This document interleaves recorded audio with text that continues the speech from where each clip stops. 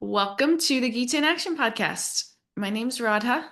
I'm here with our regular family of seekers. We read through the Bhagavad Gita, this ancient wisdom text. It was spoken 5,000 years ago. And we are learning and seeing how relevant it still is to our lives today. And it's transforming our hearts, upgrading our consciousness. And there's something special about coming together and doing this together. So thank you all for being here and going on this journey, committing to this journey. We do this at 7:30 a.m. on Mondays and Thursdays. So it's a commitment. It's a commitment to wake up and to make this your weekly routine. But it pays off, and we see that. We see that in our material lives and we see that in our connection with Source. And that's why we do this. So today we are starting a really important section of the Gita. Really important section. That'll start with text 8. We're starting with text 6. We're going to start with text 6. But when we start text 8, we get to this verses, this series of 4 verses that are like, they call them like the nutshell of the Gita. They're really important verses. So I'm excited to start that with you all today. But we'll start with text 6. So 10.6 is where we're starting. And before we do that, Stella, are you able to say your prayers for us today? Sure. Okay. Um, Om Jnana Timirandasya Jana Jana Salakaya Chakshuran Militam Yena Tasmai Shri Guruve Namaha Nama Om Vishnu Padaya Krishna Prastaya Bhutale Srimate Bhaktivedanta Swaminiti Namane Vanchakopa Tarubhyascha Kripa Sindhubhyeva cha Patitanam Pavanebhyo Vaishnavebhyo Namo Namaha Shri Krishna Chaitanya Prabhu Nityananda Shri Advaita Gadadhar Shri Vasari Gaur Bhaktavrinda Hare Krishna, Krishna Krishna, Hare Hare, Hare Rama, Rama Rama, Hare Hare. Bhagavad Gita ki jai. Jai. Thank you. Thank you. Okay, we are going to start with text 6. So 10.6. Whenever you're ready, Stella. Mahasaya Sapta Purve Katvaro Manavastata Madhava Manasa Jata Yesham Loka Imaha Prajaha. The seven great sages, and before them the four other great sages and the Manus, the progenitors of mankind, come from me, born from my mind, and all the living beings populating the various planets descend from them. Thank you. Second, let me just pull up my notes here. I thought I had them pulled up. Okay, so in this verse, Krishna's making something very clear. Ultimately, everything comes from him. Not just a few things, not just some spiritual beings, but everyone. So the great sages, the Manus who populate the universe, and all other beings trace their origin back to him. And if we really think about this, we all can relate to feeling like proud of our roots. Or even, there's those like ancestry stations or little businesses that pop up where you can go research, how and see how far you can go back and what your people did before you and that can be kind of like exciting. I know my aunt did that for our family and it's like, oh wow, we had a person who was high in the government and it's like a whole thing. This is natural, it gives us a sense of identity. But what Krishna's doing here, he's inviting us to go even deeper than that. And saying if we really want to trace our roots all the way back, we eventually will reach a point where our origin isn't material at all. Our origin, it's not genetic, it's not cultural, it's not historical. Our original root is spiritual. And that root is Krishna. So let's let that sink in for a moment. Our original root is spiritual, and that root is Krishna. So instead of stopping at ancestry or history, Krishna pulls the lens all the way back to the source of everything. He's saying, if you want to know where you truly come from, come to me. Come to me. So imagine like ancestral dot on ancestry.com. It's like it's really like krishna.com. That's really the root of everything. If we really want to see where we came from at the beginning. And earlier in the Gita, Krishna described himself as the imperishable seed, the original source from which all life grows. So here he's unpacking this idea in more detail. Everything branches out from him, but he remains unchanged, eternal. So this is the heart of the verse. Krishna is the source of everything, and that means he's the source of us too. And when we understand this, our sense of identity shifts. We're no longer just products of circumstances or history. We're really connected to something that's internal, intentional, alive. So this happens when we start to, again, identify more with this eternal part of ourselves, this eternal being, our soul, than overly identifying with this material package. So Krishna's inviting us to this shift. And after hearing this, you'll probably never think of ancestry.com or any of those little centers the same. Well, because at least the seed is planted, that our true identity is our spirit soul. And what's the root of that? It's Krishna. It comes from Krishna. So let's move on to 10:7. Does anybody want to share anything before we move on?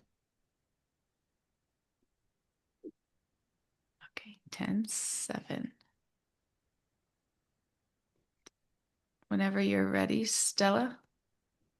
Etam vibhutim yogam cha mama yo veti tatvataha so vikalpena yojena yujyati natra samsayaha. One who is factually convinced of this opulence and mystic power of mine engages in unalloyed devotional service.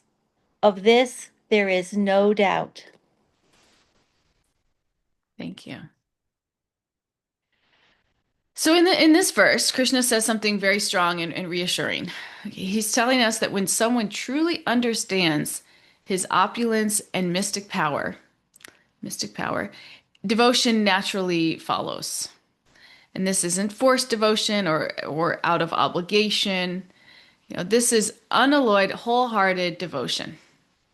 And he says it very plainly. Of this, there is no doubt, he says. And why is Krishna so confident? Because when we begin to understand him in truth, something shifts inside us. We realize that everything we've ever been drawn to in this world, beauty, goodness, love, intelligence, strength, is ultimately coming from him.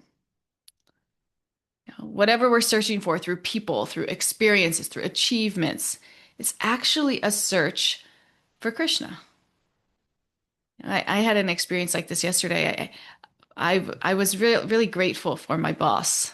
I was really grateful for my boss, and he's just like so supportive of outreach initiatives. And I was just thinking, wow, he's just such a wonderful person. And then I was thinking, this is Krishna. When things happen, like this is also funny. I don't have time to cook. I don't have time to cook. And throughout the day, like I have a friend that will text me and say, "Hey, I made lunch for you." And then sometimes my boss's wife will, say, "Oh, hey, I made lunch for you." And so the past like 3 weeks, I've literally just been subsiding off of meals that devotees cook for me. This is like just like because I just have not had a second to cook. And and it's like it's beautiful, people do nice things for you. But when we're devotees, we should see this as Krishna taking care of us. And we definitely appreciate the people that are there for us and support us and show us that love. And but we understand that the root is Krishna. Krishna, this is Krishna smiling at us. Krishna is taking care of us because everything is Krishna. Everything we see, this love, this intelligence, this strength, it's all Krishna.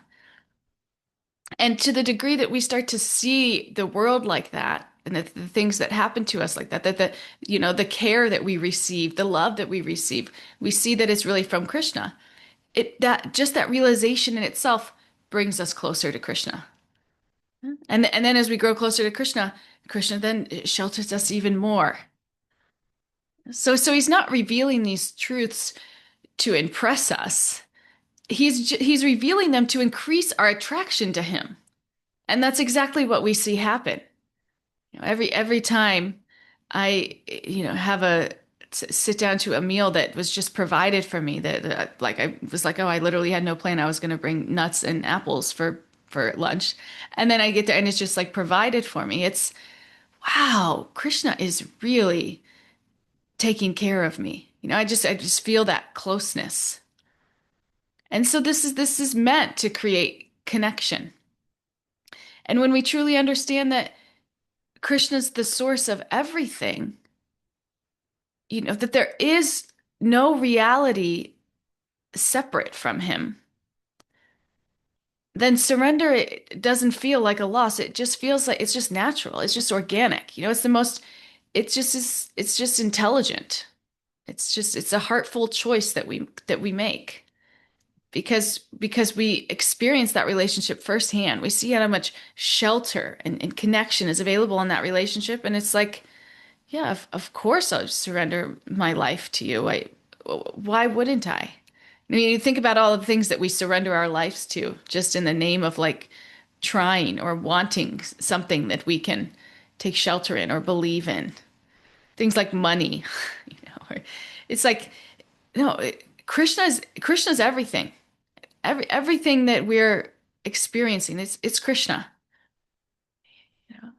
So even the money that we make, when we can start seeing money like this, this is Krishna's money. Krishna gave this to me. And we like to think, oh, like I made this money. I worked so hard. No, this is Krishna's arrangement. Any good that comes your way, this is Krishna taking care of you. And even the bad that comes your way, that is Krishna taking care of you. The so-called bad that it comes your way, that is Krishna taking care of you. So the more that we see this, the more that we are just drawn in closer to him and the deeper that our relationship becomes until it's like, yeah, take control of my life, please, Krishna. That's all that I really want. And so earlier in this chapter, Krishna said that knowing his position frees one from sin. Remember that verse? I think it was the third verse. Here he goes further. He said, freedom from sin isn't the goal. Loving devotion is.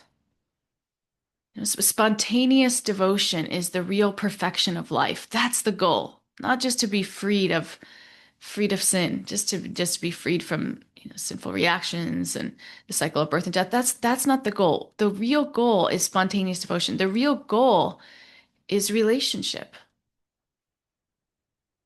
And we experience this in the material world all the time. It's like it doesn't even matter, that what you're doing, but who you're doing it with. This relationships can just take you so high.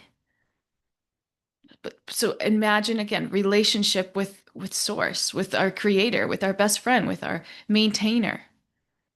And so this is the real goal of life. This is the real goal with life. Krishna is our ultimate best friend. And so Krishna says that understanding him properly leads us there. Understanding him properly leads us there. And so we may think, is that an exaggeration? Like, how could simply knowing Krishna's opulence, or how can that have such a powerful effect? And the truth is, these voices, these verses can sound ordinary if we just hear them once and we move on. But if we really pause and let them just sink in, really contemplate them, we realize just how like radical they are. Krishna's not presenting himself as a historical figure, or a cultural deity, or a Hindu god. No, he is revealing himself as the absolute truth. The absolute truth that's spoken of by saints across all traditions. This is who we call Krishna. I mean, it's all attractive. This is who we call Krishna. And now he's expressing himself in the most personal, endearing way. So this absolute truth is full of these six opulences: fame, strength, wealth, renunciation. What are the other two? Renunciation. Um, Somebody help me out here. What are the other two? Beauty, Beauty. And what's the last one? knowledge. Knowledge. Thank you. Okay, he's full of all these things. All of those things he's completely full of. He's the absolute truth. This is the absolute truth. Do we know anybody else that's completely full of these six things? Right? But now he's expressing himself in this most personal, endearing way. Right? So the person that imbibes those things all to the fullest extent. We see little glimpses of those things in this material world, and we're automatically attracted or enamored. Again, this is like we were talking about, like every Hallmark movie ever. We're so attracted to the Prince of Wales, and it's just all this opulence. But it's like the source of all opulence, the holder of all this opulence wants a personal relationship with us. The person who exhibits all of these opulence in their fullest manifestation wants a relationship with us. And when we understand that, it's like, how could someone not fall in love with a person like that? The being who is just all attractive, all loving, personally concerned for us. This is like the ultimate Prince Charming. How could you not fall in love with a person like that?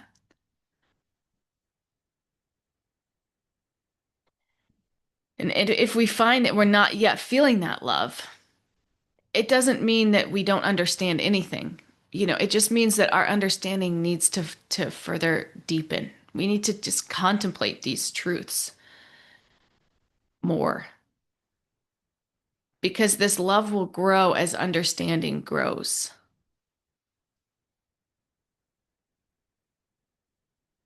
Because we know that this happens to us. We are attracted to little bits of opulence. Everybody would love to be friends with like their favorite celebrity singer, or you dream of these things. They have so much talent, so much wealth, so much beauty. But Krishna, again, if we really realize that he's the source of all of that, he is. I mean, he's all the opulences in their fullest. There's nobody that's more famous or beautiful, right, or strong or smart as Krishna. If we can really realize this, it's a no-brainer. Of course, and he wants a relationship with us. It's like, of course, that's a relationship we want to pursue. And Krishna also reminds us that everything we see, good and bad, ultimately comes from him. So when we grasp that, our inspiration becomes clear. Let me fix my mind on the source itself. Because the highest summit of spiritual perfection is knowledge of the Supreme Personality of Godhead. This is the highest summit of spiritual perfection. And many religions, they'll speak about God's greatness. We talked about this before. But the Vedic tradition gives extraordinary detail about God's greatness and God's identity. And not to overwhelm us, but to draw our hearts closer. So this knowledge, this Vedic tradition offers us this rare opportunity to really know God. It's more than just an abstract concept. And when that level of detail is available for us, it has the capacity to really bring our hearts in, bring our hearts in close. So when someone truly understands Krishna's opulences, it's surrender, it's not forced, free will, it's not taken away. It's just we simply like on an emotional level, intellectual level, spiritual level, we know that this is the best thing for us. And there's still, other things of this world that may pull us or may exist, that we may see. I shouldn't say pull us. Options still exist. But what happens is they start to lose their appeal because it's like, okay, I'm someone who's attracted to intelligence. So this person or this, there's some intelligence here. But we see God is the ultimate source of intelligence. So why am I, going to this little well of intelligence when I could go to the entire ocean of intelligence? That I could have relationship with the ocean of intelligence or whatever it is that we're attracted to. It's like why would I go there when the source, the very ocean of all of these qualities is here? So at the very least, Krishna's just saying, let God be one of the choices. If he's not the choice yet, just let him be one of the choices. Because the reality isn't, in our culture, most people they don't really know God. He's just like an abstract idea that's kind of on the peripheral when they're just like chasing material things. But bhakti begins by just hearing a little bit, considering a little bit.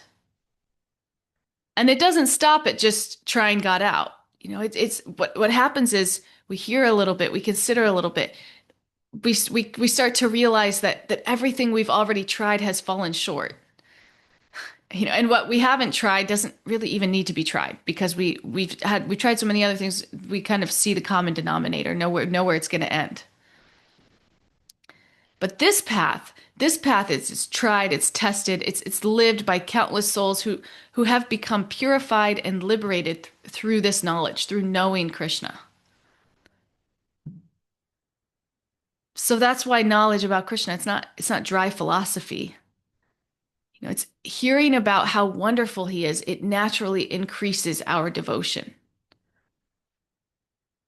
And as that devotion grows, the mind becomes steadily and lovingly fixed on him.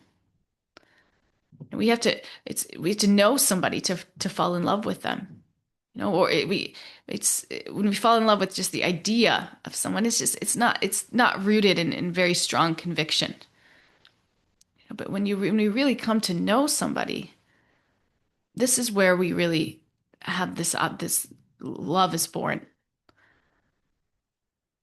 And Krishna, he promises here, and he says it with complete confidence. There is no doubt. There is no doubt this devotion will grow once you know me, once you really know me. Does anybody want to share anything before we move on? Yeah, just that distinction or that evolution from knowing about Krishna to knowing Krishna. And you really got me thinking about, well, what does that mean to know Krishna and how deep that can go. Yeah, yeah. I And what's also your like, yeah? oh, go ahead. I just want to hear what your realization is around that. Oh, that was pretty much it. Okay. Uh, but I mean, just what you really kept going on that, like how we start with knowing about, and then we come to sort of know someone, but to really know someone, what does that mean? It goes deep, and it can take years. Yeah. Yeah, even a long marriage, we're still learning about each other. Yeah, for sure. Yeah. Yeah. I really like factually convinced in the verse. Mm, It's not just a sentimental, I mean, sentiment is there, but maybe not even at first. But when you, that's another thing to know. It's like based on fact. Like it yeah. can't, fact cannot, people try to ignore facts, but facts can't really be ignored after a while. I mean, it's once you know it's a fact, you become convinced because it's true. Krishna is the absolute truth. Yeah. Yeah. Imagine having that level of conviction, just like, the sky is blue or there's snow on the ground. Okay. So it's just like, obviously, this is the reality. It's not even a Yeah. question what that would like really look and feel like. And what a person with that level of I, conviction, what what their life looks like internally and externally. It's just, Yeah. thank you. So Aaron. Yeah.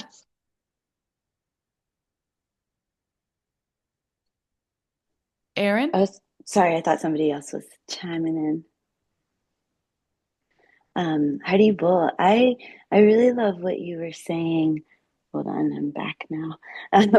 What you were saying about just all the little ways of seeing Krishna show up, and you know the surprise lunches and all of that. I actually got rejected from a job yesterday, and I really kind of felt like, oh, well, Krishna didn't want that. Like, um, and I feel like, rejection still sucks, but I feel like it is maybe like even the first example where something like seemingly negative, I like instant, maybe not instantly, but almost instantly, pretty quickly took as like, all right, well that's not Krishna's plan for me, um and like on paper, like what you're saying, like yeah, it was more money, and it was um maybe a like great learning opportunity, like something different, but um it also would have been a really not great commute. And I don't know what something like that would do to like my sadhana and like my like yeah, so yeah, trying to trying to like take the good and the bad as like, oh, okay, Krishna, we'll see what you have in store. Yes. Wow, that's so beautiful. And that is, I think, part of the answer to our question of what a person who really knows God, how they go through their days internally and externally. And that is it. They're not saying, "Oh, this is what I wanted, so I'm excited about this. This isn't what I want." They're saying they're seeing God's hand in everything, and they're grateful for it because they just have that level of trust that Krishna is my protector, Krishna is my maintainer. Krishna's in charge of my life. So whatever happens, I know it's for my benefit. My benefit meaning it's going to bring me closer to Krishna. There's no doubt. There's no doubt. Yeah, trust. Stella says trust. Yeah, yeah. You have that level of trust, and it makes life just even like just lighter and more joyful and more connected. I feel the same way, Aaron. I can relate to you. I'll do outreach events, and I've tried outreach events, and not a single person shows up, and I'm like, oh wow, okay. And that used to like kind of hurt my ego a little, like, okay, maybe I won't do this again. Or but now it's like, okay, that wasn't Krishna's plan. Let's try over here and see what Krishna's plan is. It's just like, oh, interesting. And then as things go, you start to understand, oh, okay. Yeah, that wasn't Krishna's plan. I see now why that wasn't Krishna's plan. It's just like it makes life like fun and exciting, and we don't have to take things personally because we know, okay, there's a greater power out there that's taking care of us, and this person is personally curating our experience to draw us closer to him because that's what we want. Once we decide that's what we want, forget it. Krishna's taking care of it. Yeah, we're fortunate. No, I know, and you say that too, right? Like once you surrender, like once you put that out in the universe, right? Like you'll see it. And I don't feel that I have that level of trust, but I've definitely been like praying to have a little more trust every day. And it is, you know, it's nice to stop and see even in like something maybe seemingly small that like, oh no, that's an example of that trust or of, and just like really taking that time to acknowledge it. So I appreciate that. Yeah. And just the fact though that you in that moment even you could cultivate that realization. I mean, that's huge. Because in that moment you could feel totally and you probably did feel disappointed and but that could bring you to a pretty low spot, of self-pity and making it all about you. And, that's where we don't want to go. That's like the danger. Don't enter here. We want to stay in this place of this is Krishna's arrangement for me, and I trust he has something, something much better in mind for me, something that will bring me much closer to him. And he gives us these opportunities to even cu- cultivate these realizations. Then because it's this that brings us closer to him. So that's the way we need to start to see life. Yeah. Did somebody else have something to share? I do feel like there was a Radha that wasn't Aaron right before Aaron asked a Yes, question. Hare Yeah, Krishna. It was sure. me. I was just thinking, even though, you have to put full trust. When I first learned about Krishna consciousness, it was from a friend of mine that I was taking classes with. And she wasn't a regular attendee. She wasn't anywhere near a devotee, but she would go to the temple for festivals and just periodically. And sometimes she said, "Oh, I want vegetarian food, so I'm going to go to the temple." And she invited me to go with her. I said, "Okay." And I went and I was like mesmerized by Lord Jagannath. I didn't know who he Mm, was. I just was like, "Oh my God, he's beautiful. I know him." It was in my mm, soul. Um, mm, I'm very intuitive, and I just felt like I knew him from a past life because I've always believed in past lives. And I was like, oh, it's mm, just great. So I went home and I don't remember what it was, but something very subtle happened that I'd wanted to happen. And so after it happened a second time when I went to the temple, now this wasn't like I was going regularly. I wasn't chanting. I didn't know anything about what this was. I even thought some of it was just odd because I'd never known anything like that. Although mhm, I had always been attracted to deities since a child, I used to get in trouble for, having deities and sneaking them in the house. But long story short, I started saying every time I was like, oh, I need a miracle. I'm going to the temple.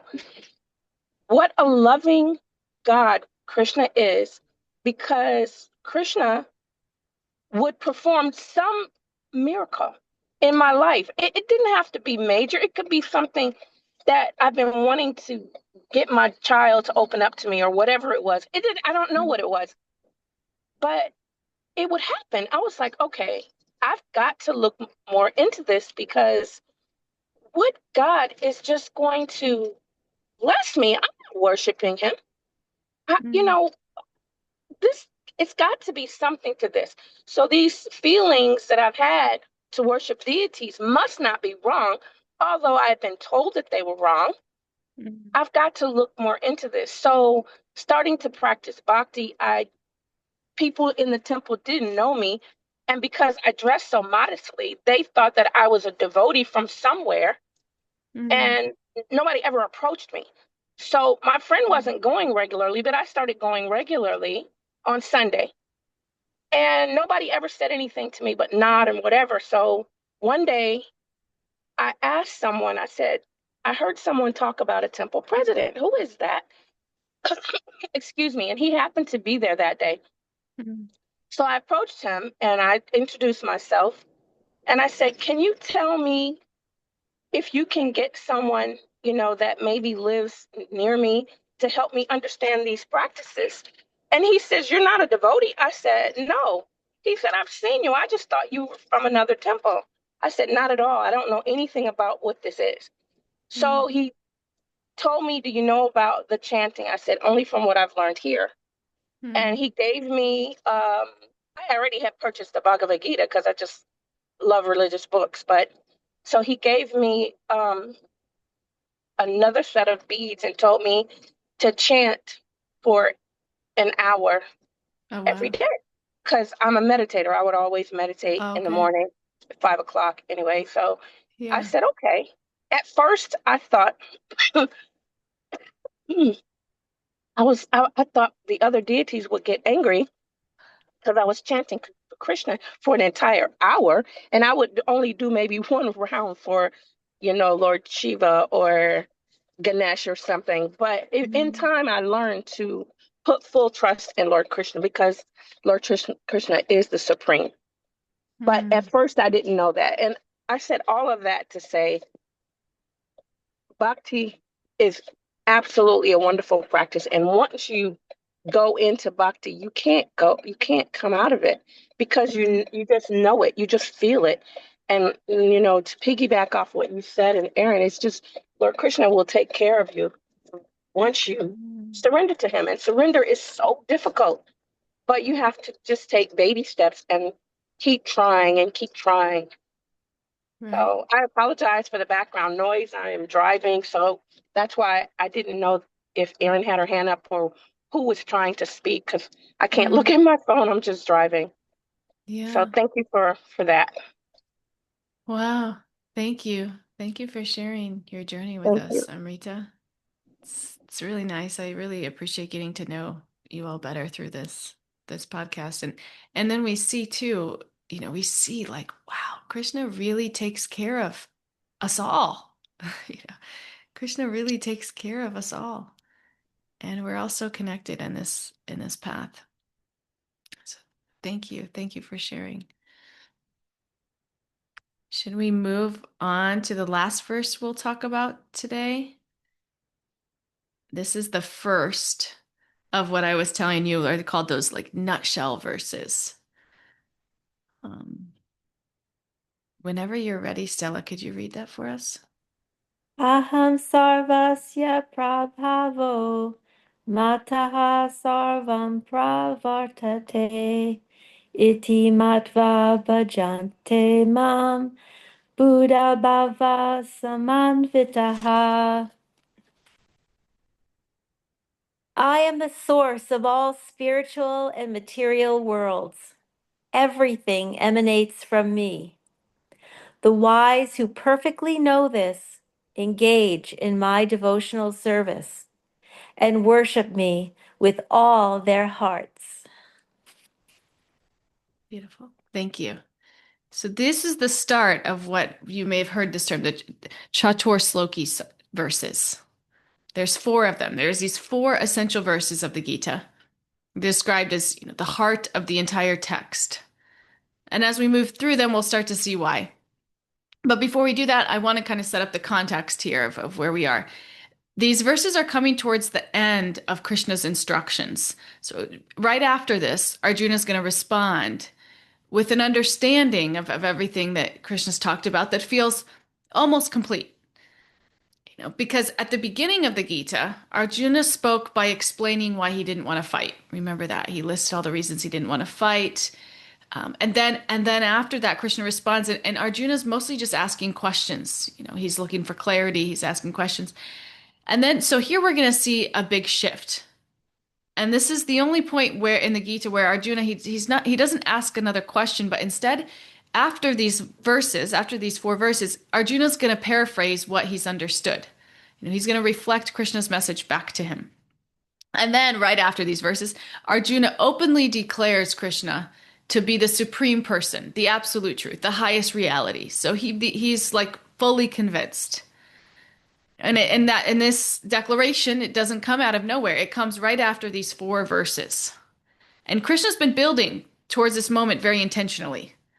In 10:3, he said that verse, he said that knowing his position frees one from sinful reactions. And then we just talked about in 10:7, he said that the same knowledge leads one to wholehearted devotion, without delusion. So here in this verse, in verse 8, he's telling us what happens when someone truly understands Krishna. They realize that he's the source of everything. And that realization naturally leads to enlightenment and wholehearted devotion. So what this realization really does for a person. Again, this is like the answer to that question I posed to Aaron. When somebody really realizes this, not just knows it, but realizes it, what happens? And he says it brings enlightenment and wholehearted devotion. It's a natural step. That's naturally what follows.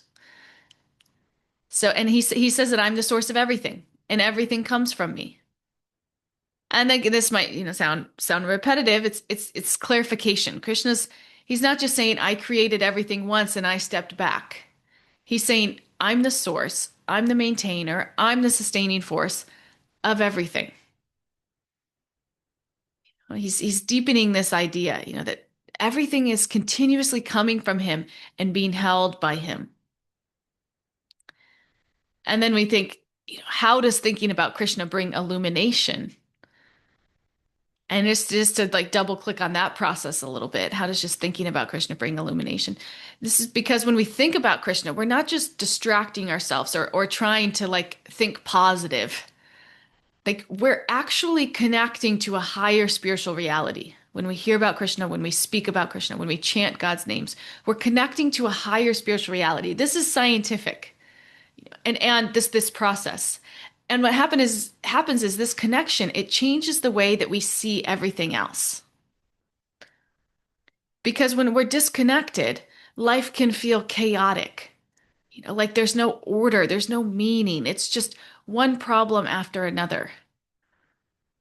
But when our awareness turns towards Krishna, something shifts. We start to notice coherence where we before saw disorder. Life begins to make sense in a deeper way. And this happens because Krishna is the supreme person, the absolute truth, the source and sustainer of everything. So just when we think about Krishna, we're connecting with this living, loving being who is also all-knowing and all-powerful. And what happens is our contemplation, it becomes like a channel. And through that channel, Krishna illuminates our hearts with this spiritual understanding. It's like electrifying.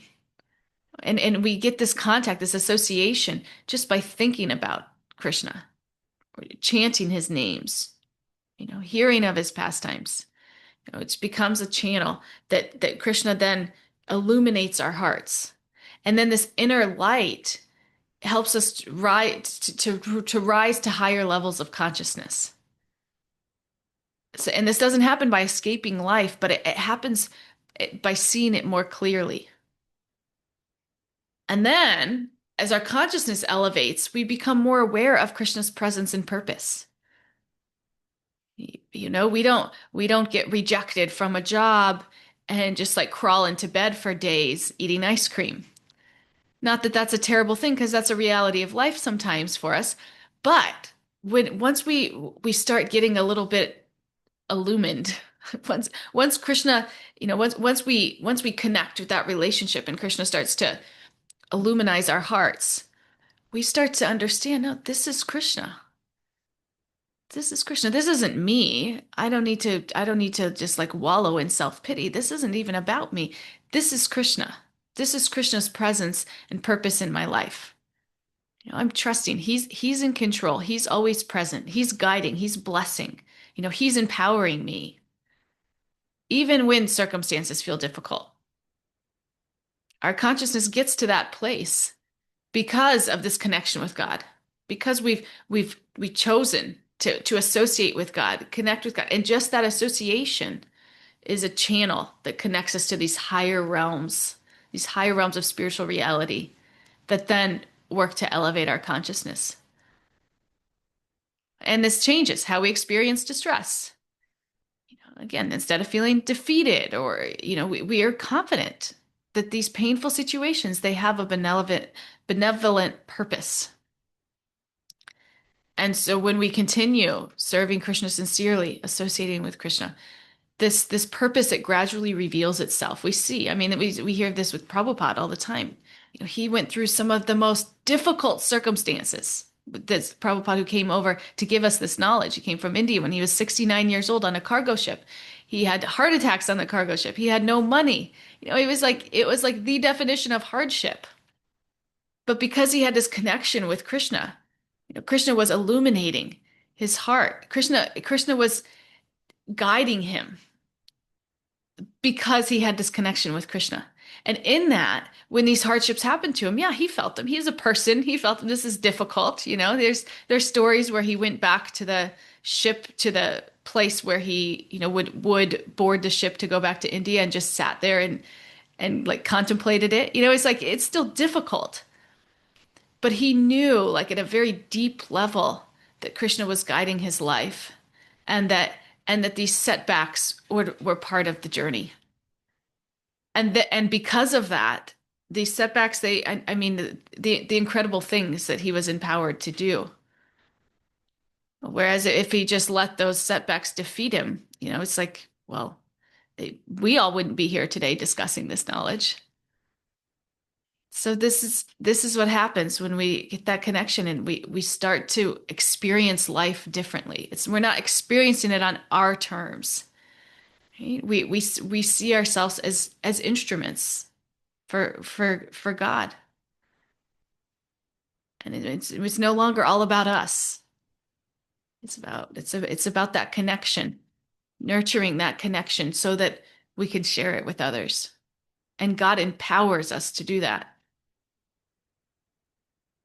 Right. And so by Krishna's grace, these external situations, even the tough ones, become catalysts for this inner growth and this learning. And then what happens is, as our consciousness gets higher, we get an even clearer understanding of Krishna's all-attractive personality and beauty.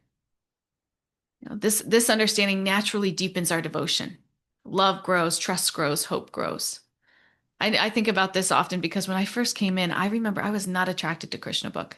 I remember telling Borjan Prabhu this. Like, I just can't get into it. It just seems like a fairy tale, like just not real things. I don't find it very interesting. It's funny to like even to think back on that. And it wasn't even like very long ago. But as our consciousness grows, as our conditioning gets a little bit cleaned, we'll naturally become more attracted to Krishna's personality and beauty and pastimes. This will happen naturally because this has happened to me. And this is the fruit. This is the true fruit that Krishna, this is the fruit from the illumination tree that Krishna plants in our hearts. We start to just naturally become attracted. And this is what prepares us for the ultimate goal of returning to Krishna, and experiencing a life of endless love and fulfillment.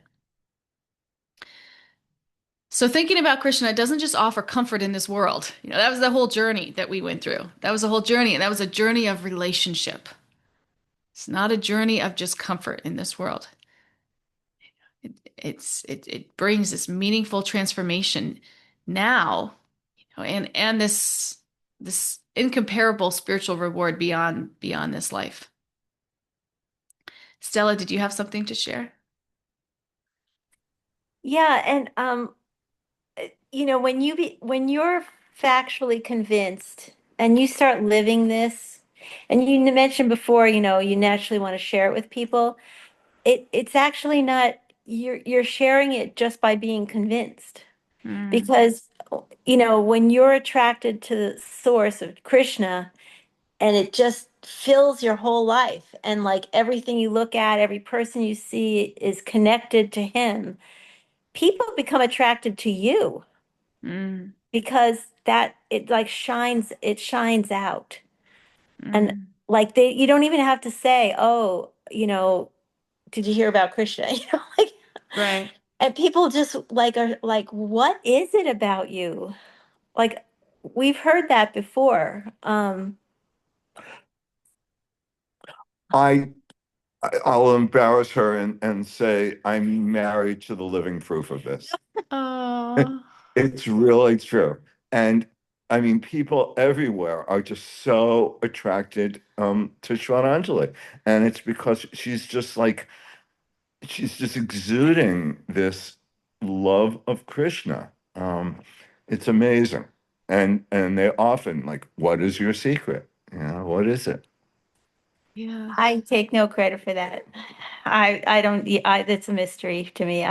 It's in her. I just noticed that, like, but the thing is, I find that if like in a really bad situation, like if you have a toxic boss or something, like I got through that just by seeing, yeah, the Krishna's in her heart, and she's so deeply dark in the dark well.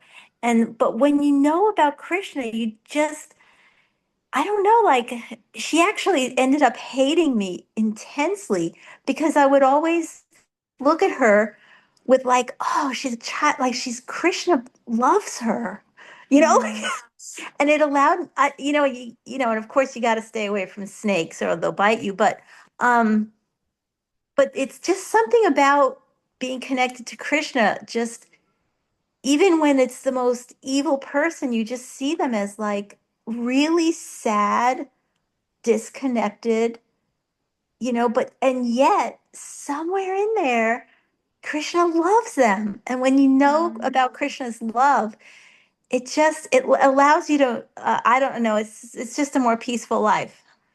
I don't mm. know what to say about that, but Yeah, definitely. Yeah, that I love that. It's not like this is just knowledge that we're trying to cram into our heads. It's transformational. Like it transforms the heart. It transforms the head. You know, the head receives clarity and direction. Just like you said, you see a person differently. You don't see them for their external package. You're not tricked by that. You still have to respond to that responsibly, but at the same time, you understand there's something they're much deeper than that external package. And in that we can love them. Yeah, it's beautiful. That's what this knowledge does. Thank you. Katie. that's what being convinced is. Yes, yes, that's what being convinced is. It's a being, it's the way you show up. Yeah, Bible. really love that. Thank you. Yeah, Katie. Thank you. Yeah, I thank you, Stella. That inspired me to share and a little background. Uh some of us who've been on the call for a long time may remember I used to talk about work more. And I think it's pretty clear that I have a very toxic situation at work. But a few years ago, I used to feel like, oh no, this place, this experience is making me a worse person. Like it's Mm, making me more like mean and cynical and manipulative because I too have to like play into some of this game.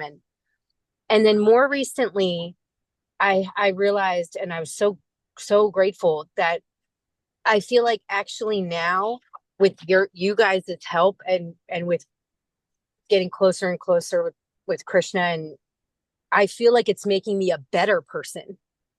Like wow. because I show up differently and I understand differently and understand who these individuals are more, like Stella was saying.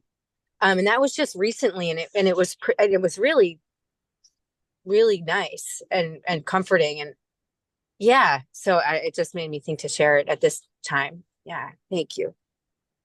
Wow. What a testimony to how this knowledge transforms the heart. Mm. I mean, what more could you ask for? Yeah, and respect while being disrespected and not care as much, like not, I mean, in like a Right. negative way, in like a detrimental way. Yeah. Right. Yeah. Wow. Thanks. Amazing. Thank you. Thanks for sharing, Katie. Yeah. Anybody else? Love hearing from Yesterday, you all. Yeah. Okay. Yesterday, I was reading and listening to this lecture, Guaranteed Protection of Srila Prabhupada. And it was so nice that the source of light is sunlight. And if somebody goes out and gets the advantage, yeah, then they get so many advantages of being in the sun, the gardening, your body, everything. But if somebody chooses to be in the dark, you can't get the advantage of the sun. Same, if you want to connect with the root, you want to know about Krishna, you want to, then yes, he will open the doors for you in so many ways that we have all experienced in past. But if we don't want to, then there is nothing that can be done. So I felt Yes. like today's lecture was connected with that guaranteed protection. It is so beautiful lecture. It's only 30 minutes lecture, but so nice. Well, maybe you can share it on our thread. Yeah. Wow, thank you. Thank you. Beautiful share. Thank you so much, Kay. Any other final reflections before we end for the day? Close for the day? This could be a nice intention as we move into the weekend. You know, even Valentine's Day, and it's all about love, and we should understand this. Everything comes from Krishna. Everything comes from Krishna. There's no exceptions. He is our ultimate beloved. And when this truth settles in, not just intellectually, but personally, then this relationship stops feeling like a duty, and it just starts feeling like home. And this will happen for us over time if we keep showing up, and we keep hearing these truths in the association of devotees. Krishna will reveal this in our hearts, and we'll experience this firsthand.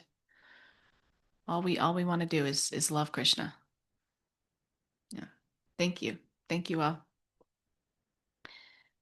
I will see you on Monday. About the retreat? Yes, okay. So women's retreat, there's still tickets. It's April 16th through the 19th, and it's gonna be amazing. We keep adding things to it, and it's going to be like a combination of connection, of fun experiences. We're going to have a sound bath, and we'll do creative play things, but most of all, when we all come together, this association of women, it's really such a strong, powerful energy. We just support each other, uplift each other. And that's really the theme of the retreat. So, oh, and all the proceeds go to supporting women, supporting widows in Vrindavan who need care. So please come and be a part of this sacred gathering of women, April 16th through 19th. And registration is on the New Vrindavan page. So thank you, Kay. Okay, I'll see you on Monday. Hare Hare Krishna, Hare Krishna. Bol.